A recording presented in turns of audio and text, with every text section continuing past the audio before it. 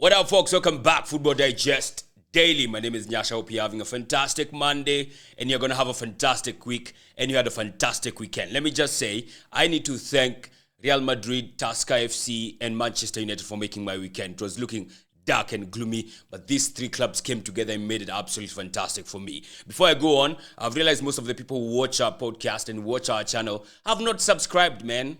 Can you just hit the subscribe button? I think that's all I can ask of you for now, all right? Good. Now that we're there, I need to talk about what happened in matchday 22 of the Premier League, man, because it was dramatic and then some. All right, for me as an Arsenal fan, I'm feeling some type of way again because we lost points against Aston Villa. Before this game week, I thought we were going to go and exercise them demons called Aston Villa because they stopped us from winning the league last season. All right, so we're going to go beat them at our own backyard. I also thought Liverpool were going to have a tough outing at GT Community Stadium. Well, it was tough. But guess what? They passed the test. They won the game 2-0. Scored 2 goals in the last 4 minutes. Courtesy of you not believe this, Darwin Núñez, Monday before this game, had 2 goals throughout the whole season. Right? At the end of that game, he had 4 goals. 4. Crazy. So, I mean, they huffed and puffed and they finally got it. But, man, as Arsenal, it's crazy. How it turned from Arsenal is the one that is dropping points to the Liverpool actually winning. I think just for me epitomizes how this season is going and just why I think Liverpool will win the Premier League. I think Liverpool will win the Premier League because I honestly have no confidence in us taking advantage of any fumbling that Liverpool will do somewhere else in the season if they shall. Yeah. So, I'm basically admitting that we have lost the league. God damn. Yeah, but Arsenal have put me in that position, man. So, Liverpool, of course, played at GT Community Stadium, tough outing for them. Brentford had a couple of chances as well. They could not convert them, Kinambemo and Wissa. And they lost the game 2-0. Yeah, proper sucker punches from Darwin Núñez and Darwin Núñez. Because I was watching the game, nilikuwa nimekaza yangu yote. Like, I was like, yes, hate watch, he may come through deadly. Like, this is what you want to see when you're hate watching. Only for them to actually show me the middle finger in the last 4 minutes. Yeah, I took a proper humble pie courtesy of that. Before that game, of course, we had the early kick of Bournemouth went to St. James's Park and spanked Newcastle for 4-1 at St. James's Park. It's absolutely insane. Going to that match, Newcastle are the most informed team in the league. They had won, I think, the last 7 or something. Yeah, and of course, Bournemouth, man, they just blew them out of the water. They outplayed them from the first minute to the last minute. Justin Kluivert with a hat-trick, bro. That dude has 2 hat-tricks this season. Scored a hat-trick where his dad could never. His dad actually had a brief spell at Newcastle. He scored only 1 goal. He went to St. James's Park and absolutely scored a banger. A hat-trick, man. Fantastic goals.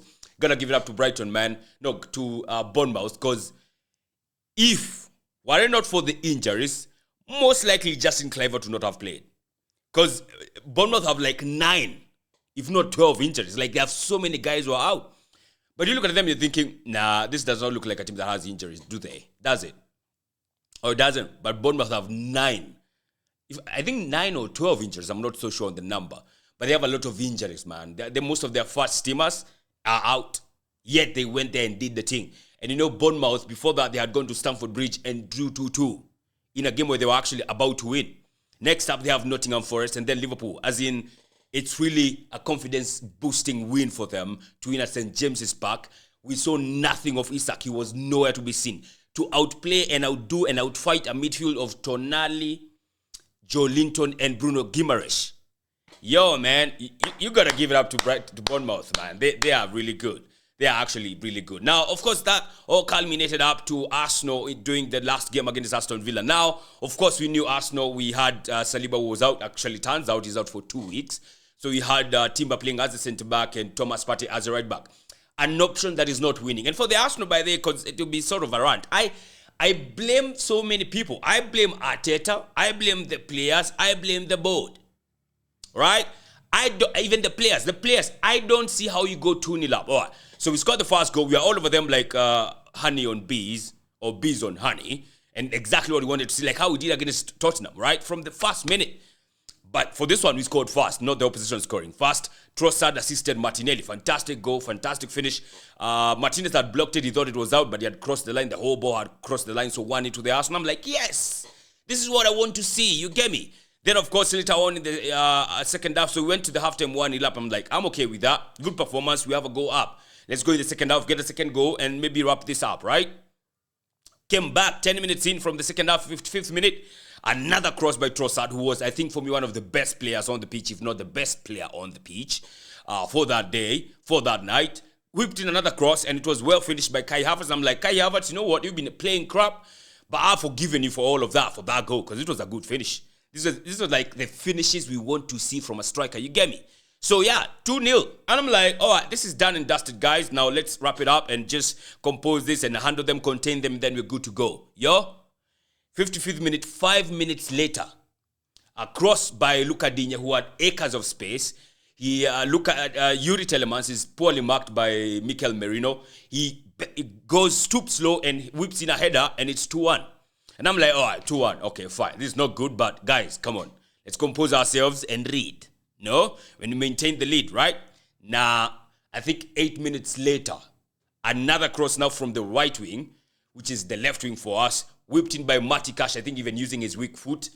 Thomas Bloodclad Partey let Ollie Watkins go. He stepped in, but not everybody stepped in the defense. He was all alone. He was the only defender who stepped in. So Ollie Watkins had acres of space, and of course, when you give acres of space to a man like Ollie Watkins, he's going to punish you, man. And Ollie Watkins, for an Arsenal fan, man, he scores quite a number of goals against us, man. It's like he has an agenda against us. So all of a sudden, it's 2-2. From 2-0 up to 2-2. Half-10 puffed. Mikel Merino had a shot towards goal, hit Kai Havertz's arm, deflected in. Of course, we thought we had a winner. It was chopped off because it hit his hand, and I'm okay with that. Then, of course, there was a chance that befell Trossard, but turns out he was offside. He did not even finish it anyway. Fantastic pass by Mayo Lewis Kelly, who absolutely manhandled Morgan Rogers. Morgan Rogers was nowhere to be seen, by the way. And then, of course, the game ended 2-2. I'm like, oh my God. 2-2, the demons we're supposed to exercise have not been exercised. Thomas Partey playing as a right back for Arsenal has not been working, all right? We have seen it not working. I think we have one win in 6 games where he has played as a right back. I'm like, Arteta, surely. You have seen it does not work as a right back. Thomas Partey being a right back. It does not work. How about you try? Are you trying to say like we don't have centre backs in the academy? Because there was a defender, central defender who we had on the squad in that day. Are you trying to say he's not good enough to partner up with Gabriel Magalhaes? I mean, the other options we have is likes of Jakub Kivior. I don't like Kivior at all, to be honest. But come on, man. We have seen time and time again that Thomas Partey as right back does not work. Why is it happening? And of course, we all know the likes of Ben White are not yet back. Tommy Yasu are not yet back. So, yeah, I think if you had those guys, I don't think Thomas Partey plays as a right back. But as a right back as well, I don't like it at all. It has not worked. So that one, for me, I blame Arteta. It was poor defending by Thomas Partey. That's why I blame the players. I blame the players because you don't go 2-0 up and you lose that when you're fighting for the league. If you are doing a top 4 chase, you're Nisawa. If you want to move like Chelsea, that's cool. If you want to move like Manchester United, that's all right. But you're 2-0 up fighting for the league after Liverpool have won at GT Community Stadium? Come on, man. You cannot blow that lead up. That is down to the players. It's also down to the manager because having Thomas Partey as a right back when it's not working, I don't see why you insist on it. It's like who? It's like how Amorim has insisted on playing Kobe Mino and Ugarte alone in the midfield and it is not working. I'll get to that. So, man, Arteta, man, he's totally to blame. Just like how we still don't have a striker so far. How have we not signed a striker so far? I don't understand. I don't get it. Just like how we don't have a backup for Bukayo Saka to date. How? How do you stay 5 years in and you don't have a striker, for Christ's sake? Tukwange serious kidogo. Also, this now goes to the board as well. How have you not provided funds for Arteta for him to get a goddamn striker? How have you not signed an attacker in like God knows how long? How come the only attackers you've signed are likes of Trossard, likes of Gabriel Jesus, and who else? Akina Willian, Akina Marquinhos. Like, no bona fide striker so far. I mean, Gabriel Jesus is a bona fide striker, but goddamn. In 3 seasons, he's been available for only 1 season. I mean, that's telling. So, I mean, when Liverpool are crumbling, we cannot even take advantage of it. And they did not crumble. When they win, you need to match that up. Match it up. Now we are level on points with goddamn Nottingham Forest. Man, I am so bored, man. I feel like the league is gone, and just because of that, just because of our poor performance against Nottingham Forest. Not against Nottingham Forest, against, who was this? Aston Villa. 2-0 up and you blow that lead. That is unforgivable. For a team that wants to win the league, that's not how you move. And that's why I don't think we win the league. Basically because of that. You don't go all those seasons without a backup for your best player, Bukayo Saka. That is criminal. How we got Sterling as the backup is absolutely abysmal. I don't understand. I don't even know why I was feeling a tad excited about having Sterling there. Clearly, Arteta does not rate him. He does not play him. Even the some Carabao Cup matches, I think that's the only time he played. Now we're out of the Carabao Cup. He's not going to feature again, is he? I don't understand why you got Raheem Sterling. Cancel the goddamn loan contract. Get him back to fucking Stamford Bridge. And buy a bona fide winger, for God's sake. We are 19 days into the window, and you have not signed anyone yet.